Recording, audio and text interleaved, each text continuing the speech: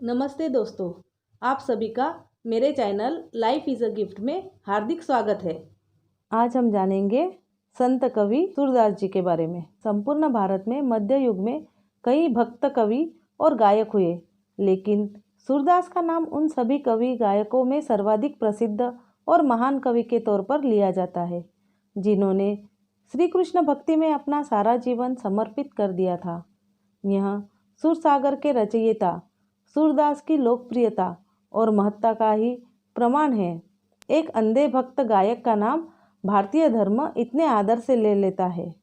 कवि सूरदास का जन्म दिल्ली के पास सिही नाम के गांव में बहुत निर्धन सारस्वत ब्राह्मण परिवार में हुआ था।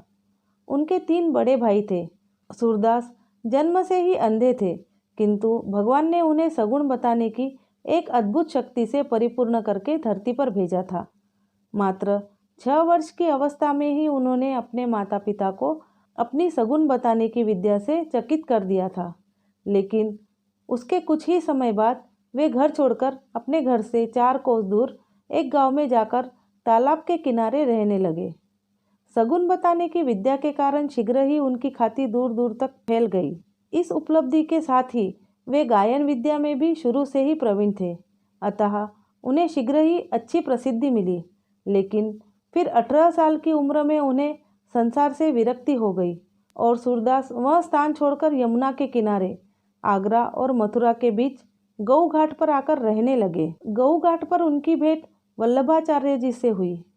सूरदास जी गऊ घाट पर अपने कई सेवकों के साथ रहते थे और वे सभी उन्हें स्वामी कहकर संबोधित करते थे। वल्लभाचार्य जी ने भी प्रभावित होकर उनसे भेंट की और उन्हें पुष्टि मार्ग में दीक्षित किया। वल्लभाचार्य जी ने उन्हें गोकुल में श्रीनाथ जी के मंदिर पर कीर्तनकार के रूप में नियुक्त किया और वे आजन्म वहीं रहे।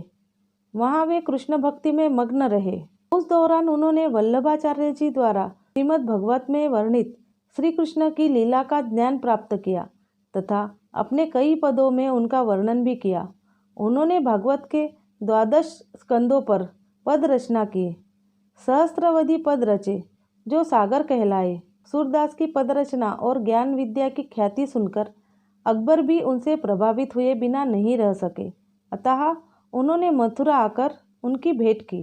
श्रीनाथ जी के मंदिर में बहुत दिनों तक कीर्तन करने के बाद सूरदास जी को एहसास हुआ कि भगवान अब उन्हें उनके साथ ले जाने की इच्छा रख रहे हैं, तो वे श्रीनाथ जी में स्थित पारसोली के चंद्र सरोवर पर आकर लेट गए और श्रीनाथ जी की ध्वजा का ध्यान करने लगे।